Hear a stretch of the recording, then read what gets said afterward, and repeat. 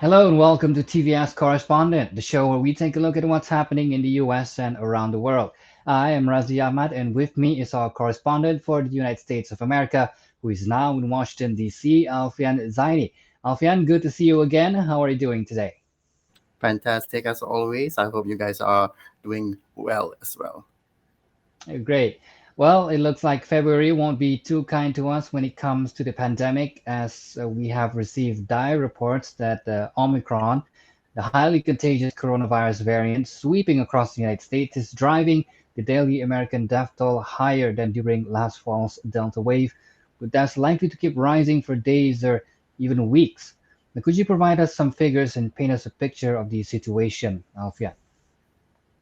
Of course, Radzi, the average daily death toll from COVID-19 during the current surge from the Omicron variant has surpassed the daily toll seen when the more severe Delta variant dominated the pandemic just a few months ago. The 7-day rolling average for daily new COVID-19 deaths in the US has been climbing since mid-November, reaching over 2,200 on Thursday and surpassing a September peak of 2,100 when Delta was the dominant variant. Now, the country appears to stand about 1 week from reaching 900,000 coronavirus deaths.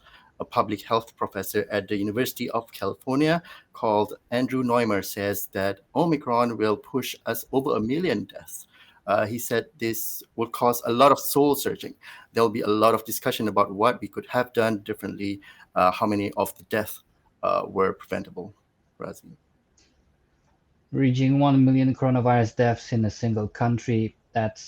Which is, as a matter of fact, the US has the largest COVID-19 death toll of any nation at more than 883,000 deaths currently. For sure, things could have been done and steps could have been taken to prevent a lot of these deaths. But looking to the future, surely more Americans are taking precautions against Omicron, Alfian? Well, yes, we are. According to a poll, more and more Americans are taking precautionary measures against the virus than for the Omicron surge. But many people are fatigued by the crisis and they are returning to some level of normality with hopes that vaccinations or prior injections will protect them. But Omicron is more transmissible. It can get through vaccinations and natural immunizations. The symptoms are often milder, and some infected people show no symptoms at all. But like the flu, it can be deadly, especially for people who are older, have other health problems, or who are unvaccinated. So even with all the precautions, and even though Omicron has a lower death rate than Delta, more people are falling ill and dying because of the sheer fact that Omicron is more transmissible and infects so many more people. Razi. Well, now that Omicron will find just about everybody, the next order of business should be to treat the infected. What are the steps taken by the US government on that front? Well, aside from getting more Americans vaccinated, the Biden administration doubled its order for Pfizer's oral COVID-19 antiviral treatment, giving the government a total of 20 million courses to fight the Omicron surge. The White House expected some 4 million treatment courses of the pills to be available by the end of January and 10 million by June, 3 months sooner than previously planned. Razi. And how effective are these COVID-19 pills, Alfian?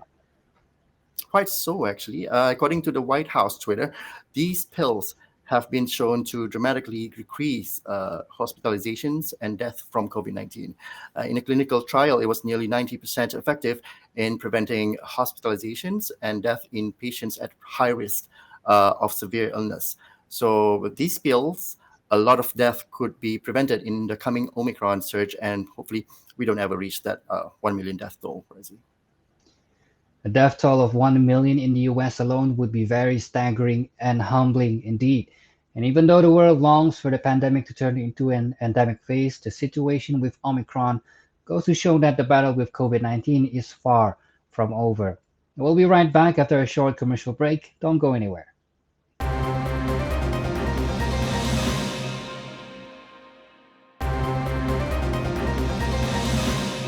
And we're back on TVS Correspondent.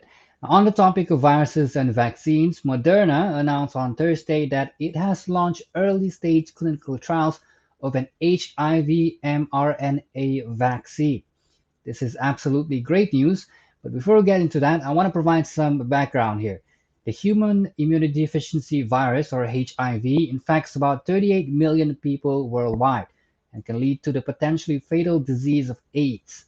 As we all know, being diagnosed with HIV was once considered a death sentence, with more than 50,000 deaths annually in the mid 90s. Today, HIV is much more manageable with modern medications and pills, but despite decades of research, no vaccine has ever been developed. Several vaccine candidates previously have entered clinical trials but failed in later stages. But now we have a new and promising HIV vaccine candidate in the clinical stage. Alfian, could you provide us the down low on this very exciting piece of news? Sure, it is tremendously exciting. The search for an HIV vaccine has been long and challenging, and this seems promising.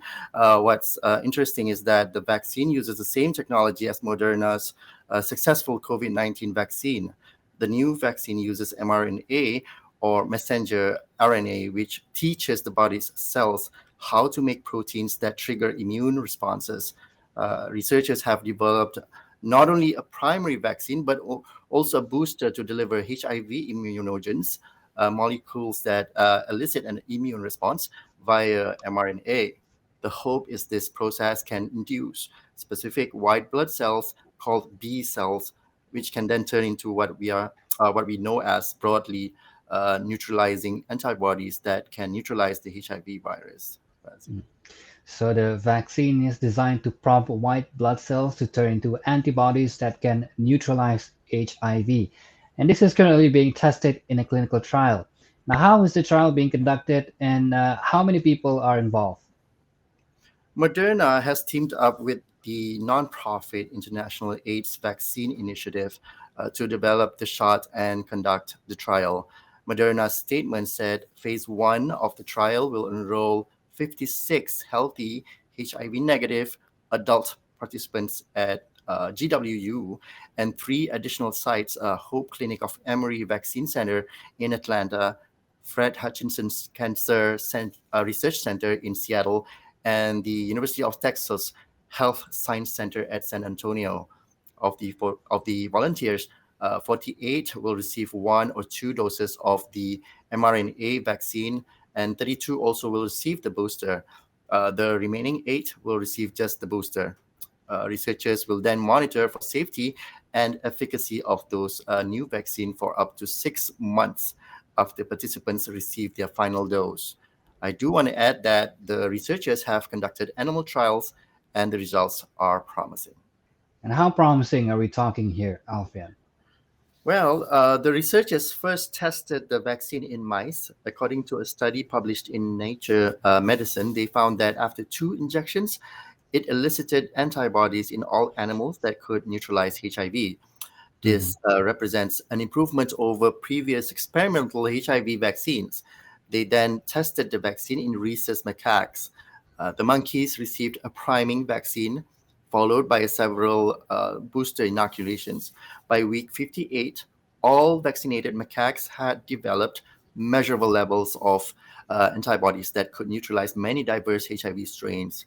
The macaques were then exposed weekly to simian human HIV, a form of the virus used for modeling human HIV in monkeys. After 13 weeks of virus inoculations, 2 out of 7 immunized macaques remained uninfected. The other immunized animals had a delay in infection, which occurred after 8 weeks on average. In contrast, unvaccinated animals become infected on average after 3 weeks. Overall, vaccinated monkeys had a 79% lower per exposure risk of SHIV infection than unvaccinated animals, Radzi. Mm. Well, that sounds very promising indeed. Are there any side effects, though? The vaccine course was well tolerated with only mild side effects. These results showed that the novel HIV vaccine was safe and prompted immune responses against an HIV-like virus. Razi. Well, great. That's great. Let's hope the human clinical trial goes just as well. I just want to say, though, that it's really surreal to me that scientists are now close to discovering the elusive vaccine for a disease that's plagued humanity for such a long time now. Yeah, ironically, it comes with the pandemic, right? It takes the pandemic for us to discover this.